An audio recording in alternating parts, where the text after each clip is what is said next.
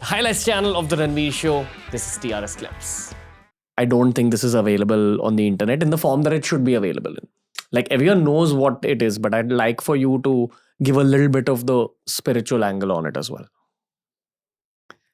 5Ks of the Khalsa cannot be explained with any utilitarian value. It never no explanation was provided by Guru Gobind Singh. I want to start there. So that's important, right? And this is the same reason none of the gurus also commissioned history. No biography was written of any guru. They never commissioned it because for them, individuality is not important. The idea is important. So 5Ks, there is no utilitarian explanation. People try to give it. It will never make sense. So what is said? What is said is they are the gifts from the beloved. Now, who finds the meaning in gifts? I can give you historical angle, but that's not important here. The gift's value is between the one who gives it and the one who receives it. The way ones who received it have explained it for themselves, this is how I identify with Guru Gobind Singh. Now, there is a kada, there is a kirpan, there is a kachera, there is case. And there's kanga. People can put values to it, but it's a wedding gift. I'm going to use that word. Because what the people who receive that, they're taking Amrit. Amrit is not just a spiritual ceremony. Amrit actually is an initiation ceremony. Amrit. Mrit is dead. Amrit makes it opposite, immortal, which means from here onwards, the value and the fear you have of your life is eliminated, which means I'm marrying the Guru. This is the spiritual mysticism. When you marry someone, you receive gifts. These are the gifts because I want to be like Guru Gobind Singh.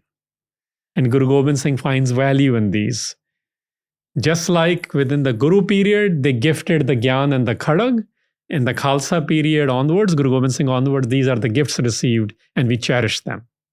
There are foreigners watching this also. Could you quickly explain the 5Ks?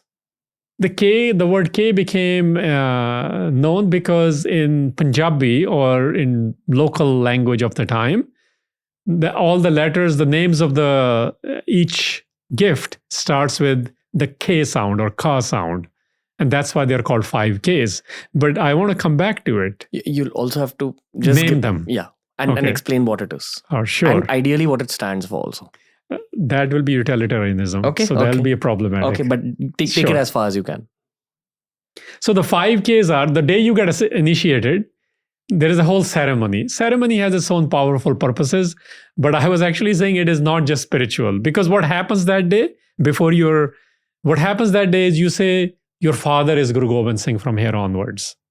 Your mother is Mata Sahib Kaur, one of the wives of Guru Gobind Singh, who was not his conjugal wife. She's the mother of the Khalsa.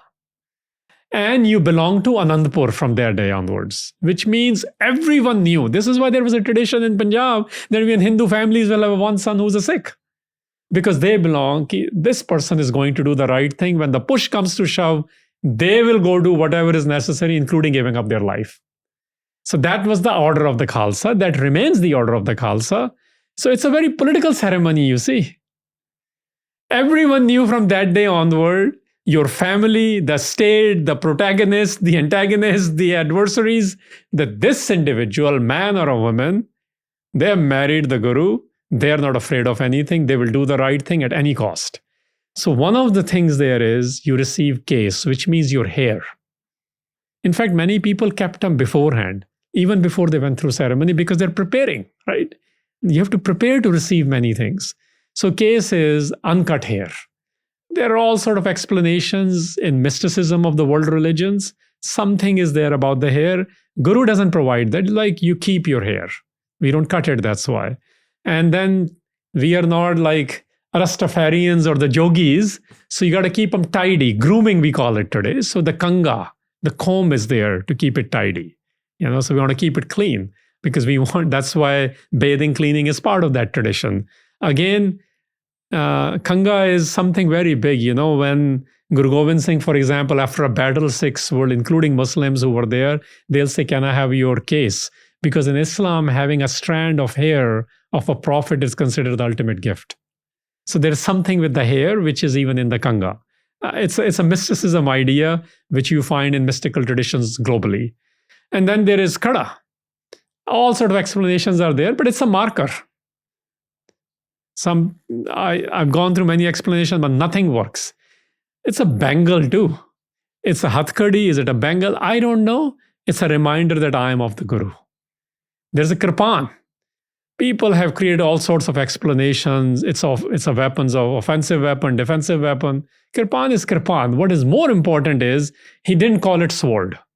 He didn't call it shamshir or talwar, which are the existing vocabularies. He called it kirpan, which I want to explain actually. Kirpa and an. The nerdiness, the etymology of the word is, kirpa is grace. An is honor. Something which is used gracefully to protect honor. This is why only warriors know what to do with kirpan. The fighter will use it every single chance. No, you don't. You're going to use it only to protect honor, and not just yours, anyone's.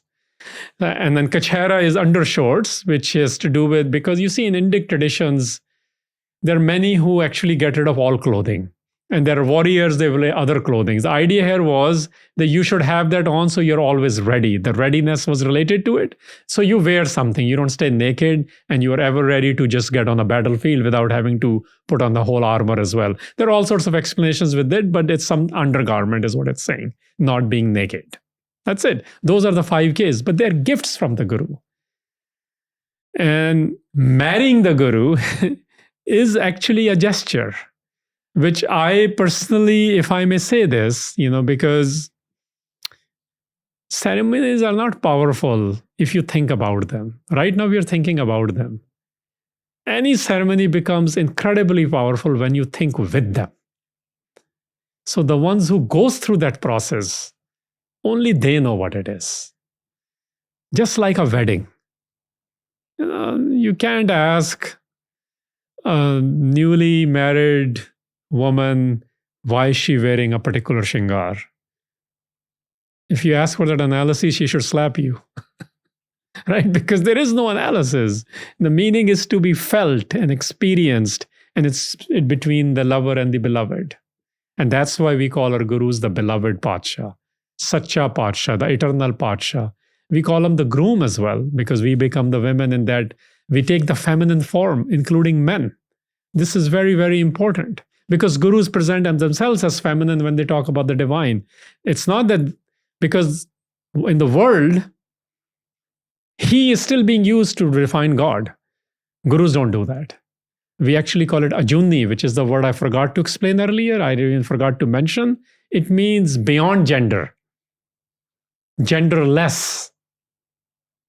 So gurus are going the other way to say, we got to carry that feminine angle with us. Because the patriarchy and purity are still a big problem. They were a problem earlier, even 2023. Yeah. And they're confronting it head on. No, we got to get rid of this nonsense because purity is in the mind, not in the bodily functions. So TRS Clips has all sorts of videos and all sorts of playlists. Make sure you explore the channel by subscribing and heading to our homepage and reading through all the playlists.